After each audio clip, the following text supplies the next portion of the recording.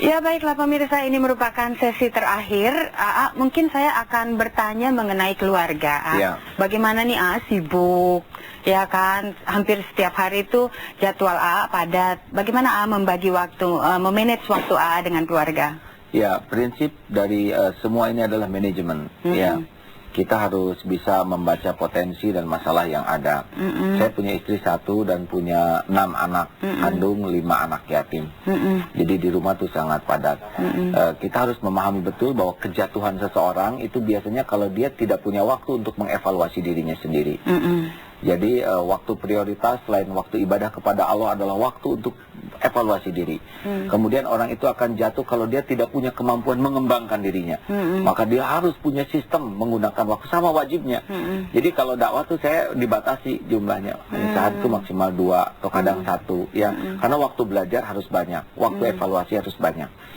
Kemudian seseorang itu akan jatuh dari keluarganya. Makanya keluarga itu tidak boleh sisa waktu.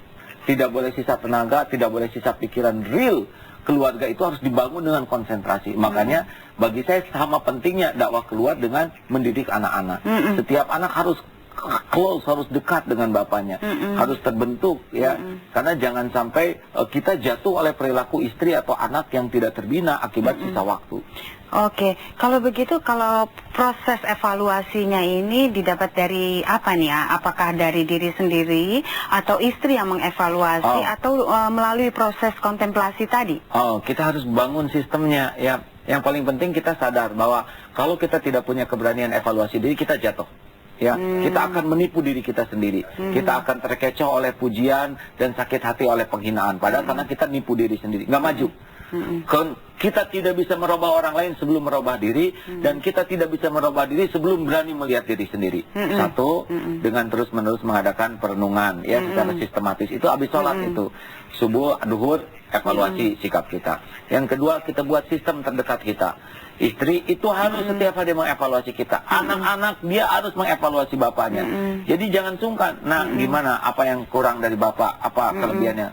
Kemudian teman-teman saya yang paling dekat, itu santri-santri terdekat, dia spesial melihat kekurangan saya. Dan dia harus berani memberitahukan, tadi sikapnya kurang bijaksana. Tadi ketika menerima telepon kelihatannya kurang ramah. Itu terus dievaluasi oleh santri. Jadi baik.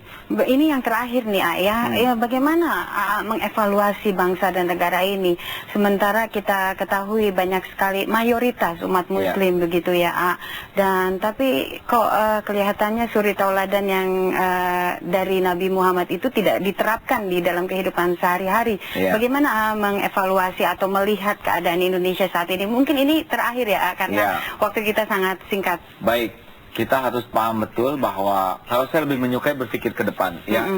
Bangsa Indonesia ini 350 tahun dijajah Belanda, membuat orang Islam tidak mengenal indah Islam yang sebenarnya. Dengan sistem yang ada selama ini membuat orang Islam itu sebetulnya nggak tahu banyak tentang Islam. Ya, akibatnya sikapnya juga kurang Islami. Solusinya pertama adalah kita harus mulai membudayakan suri tauladan. Jangan menuntut orang lain sebelum menuntut diri sendiri. Sama saya juga begitu, nggak berani menyuruh sebelum menyuruh diri. Yang kedua, kita gunakan aneka multi untuk mulai mensosialisasikan di antaranya kita ini. Yang ketiga, kita mohon sistem yang ada mulai mengakomodasi perubahan akhlak. Dan yang keempat, mudah-mudahan kekuatan ibadah yang ada bisa menguatkan. Baik, luar biasa. Terima kasih atas kehadirannya di studio. Mudah-mudahan makin sukses ya. Sama-sama. Baiklah pemirsa, itu tadi Gim, seorang yang sangat sederhana. Mudah-mudahan setiap ceramah-ceramah atau setiap dakwaannya sesuai dengan pola atau tingkah laku kesehariannya.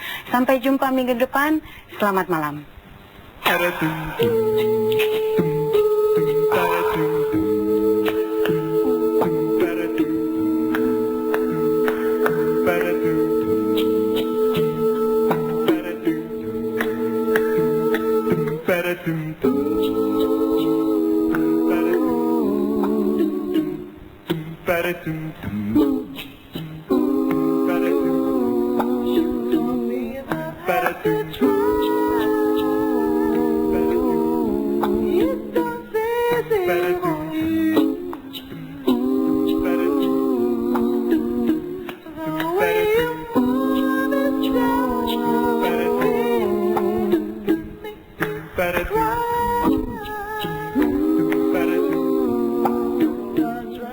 Better